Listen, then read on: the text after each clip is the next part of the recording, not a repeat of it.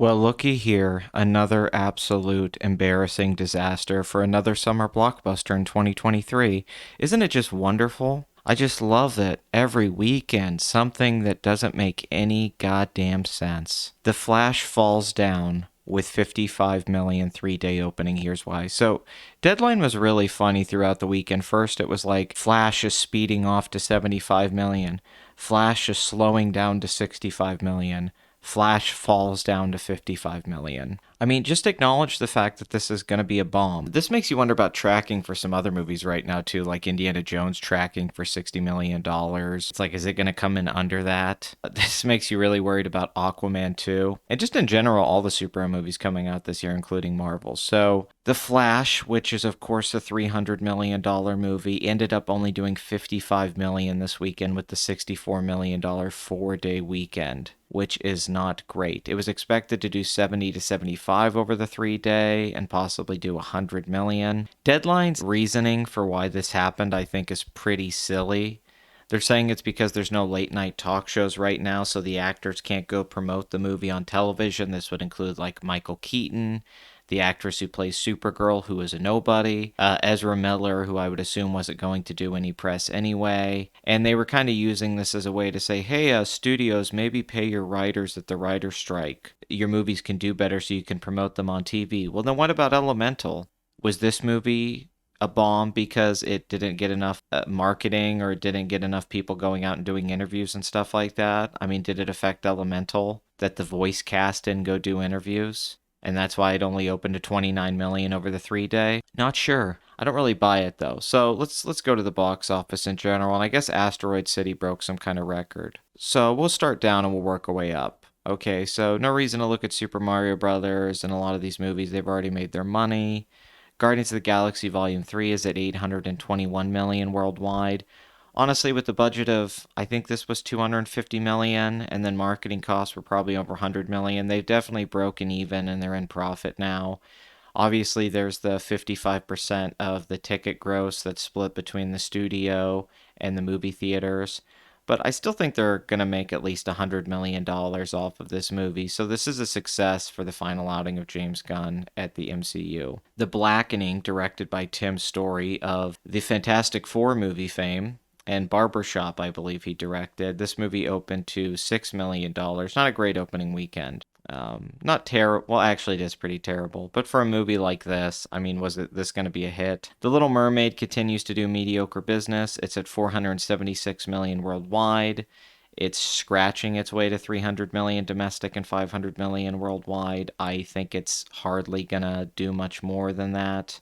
Probably 550 worldwide at best, which is still below the break-even point. Transformers Rise of the Beast fell like a fucking rock. 67% drop, 20 million weekend at 227 million worldwide. These are not great numbers. This is starting to look really bad for this movie.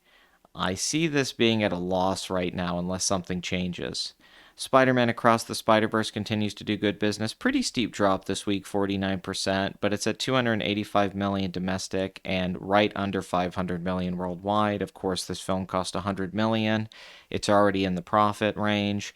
I'm assuming it has a good shot at making $600 million. I don't think it'll do much better than that. But domestically, it should be able to make another, $40 million easily, if not more. And so I'm gonna factor in it makes, about 620 million right now. I don't see it. I know some people thought this movie was gonna make like $800 million or $1 billion, but you just have to understand the international audience just isn't there for these Spider-Verse movies. It's not doing bad internationally. It's already outgrossed the first film. It's just this isn't the kind of movie that's going to make $500 million at the foreign box office. I'm not saying that in a critical way. It's just how it is. This franchise sort of has its limits with how big it's going to be in other countries.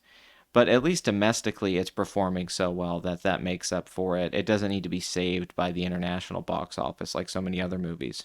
Elemental, I mean, Jesus Christ, 29.5 million for a Pixar movie. We were estimating a few videos back when I talked about this film, when its reviews were coming out, which, by the way, the reviews did swing more positive from the original reviews coming out of Cannes. They're still pretty mediocre reviews. but they did get a little bit more positive. But 29.5 million and then 33 over the 4-day holiday weekend. That is below expectations. This is a $200 million movie. This is the director of The Good Dinosaur, which was another bomb from the studio. This is just abysmal. It's hard to see this making $200 million worldwide right now. So they're going to lose at least $100 million on this movie. How things are going right now, this is not a good enough opening weekend for this film. This is pretty bad. So Disney has this at $100 million loss, I would say, as of right now. Although they'll say they paid themselves to put it on Disney Plus, so they'll count that as profit. That's what they did with all their movies last year. And then Warner Brothers is definitely taking a foot up the ass with The Flash. $139 million worldwide. The budget's insane. They spent $300 million on this because of reshoots. You know the story. James Gunn said it was great. David Zaslav said it was the best superhero movie ever made. Stephen King tweeted about it. They were trying really hard to push this Andy Muschietti film, even bringing him in. Lord and Miller were attached to this film at one point. They were working on a screenplay for it and were going to direct it. This went through hell. I've been hearing about a Flash movie for about 10 years. It was going to be Flashpoint for the longest time, and then they kept changing things. And then I guess they did all sorts of reshoots not that long ago, which is why a lot of the CGI just looks outright terrible. So this is a bomb. There's really no way to spin it. And, oh, well, maybe it'll hold on well and do good. This is such a bad opening that shows a few things. One, the word of mouth isn't there because it didn't hold well through Saturday into Sunday. Secondly, the reviews, which started off more positive in the 70s on Rotten Tomatoes, are now in the 60s, which are not good. And I think it has like a 58 on Metacritic. The marketing did not sell people on this. Ezra Miller not being a movie star, I think without controversy, this still would have had issues. Although I don't like that the studios and a lot of people in the industry have tried to ignore the Ezra Miller controversy and act like that isn't part of the problem with this movie. I morally don't agree with who Ezra Miller is as a person. I do think Ezra Miller should not be working on any movies until these legal issues get worked out. Here's the thing: it's not just accusations. I've seen the videos of him grabbing a girl by a throat and throwing her down on the ground. I've seen the videos of him throwing stuff at people at bars. You know, I don't know if everything about him is true, but he clearly is a very, or they, let me get it correct, they're they. But they are clearly somebody that has a lot of issues right now. And I think it was very disastrous of Warner Brothers to go so far into Ezra Miller. I don't really get what happened with the Ezra Miller thing. For some reason, they decided to cast Ezra Miller in the Harry Potter prequels and the Justice League movies. And from the beginning, Ezra Miller's been miscast. I liked Ezra Miller. Perks of Being a Wallflower, Ezra Miller's fantastic.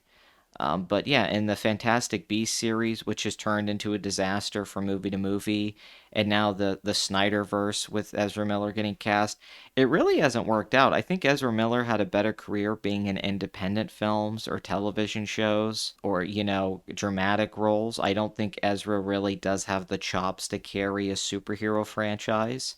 And I've never liked Ezra's interpretation of Barry Allen. It's not really a dislike of the performance. I just think it's poorly cast with the writing of the character. But this is just bad out of the gate. I mean, this movie needed to make $800 million, and I don't know if this movie's going to make $500 million.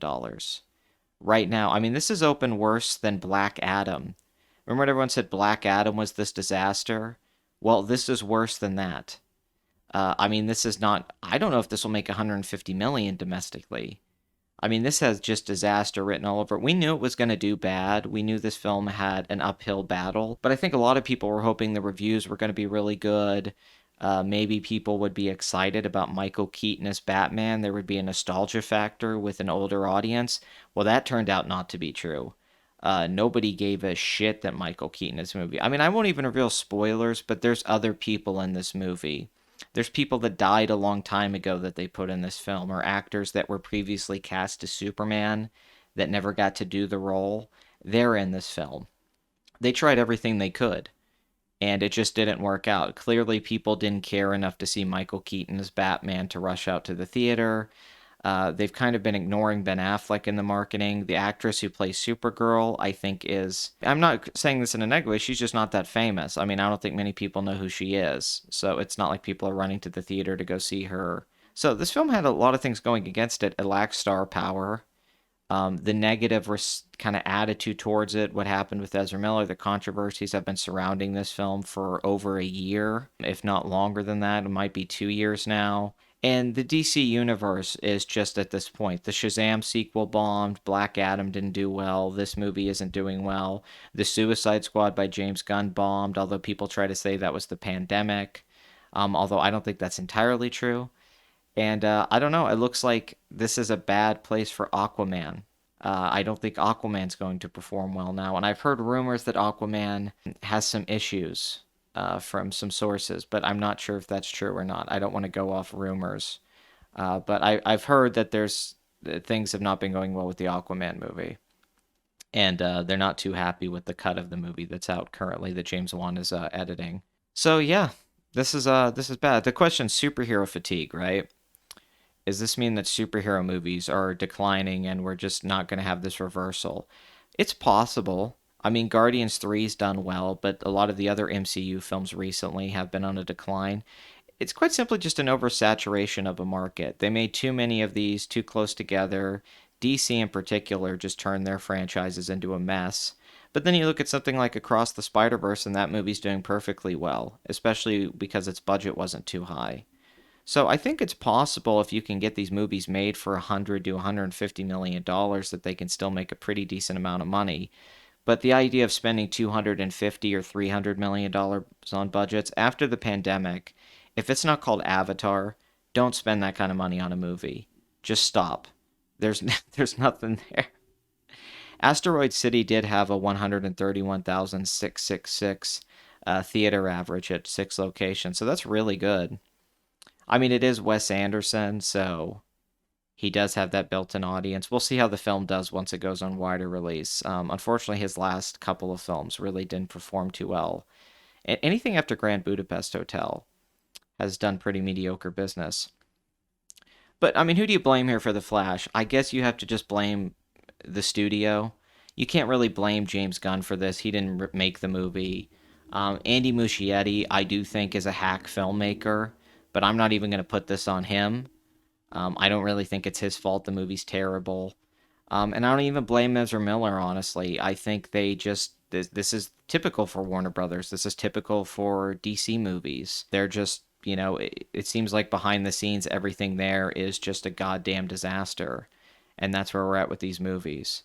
But the crazy thing is Disney and Warner Brothers both having these bombs right beside each other at number one and number two. That's the part that stings so much, is seeing both of these movies. June has been a really terrible month for the box office.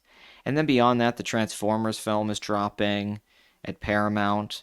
Little Mermaid's not doing well. Right now, it's like Sony's the only one that has something out, and Disney with Guardians 3 that is honestly performing well. So let's really hope that Barbie and Oppenheimer can turn this around, because things are not looking good for the box office currently as summer goes on.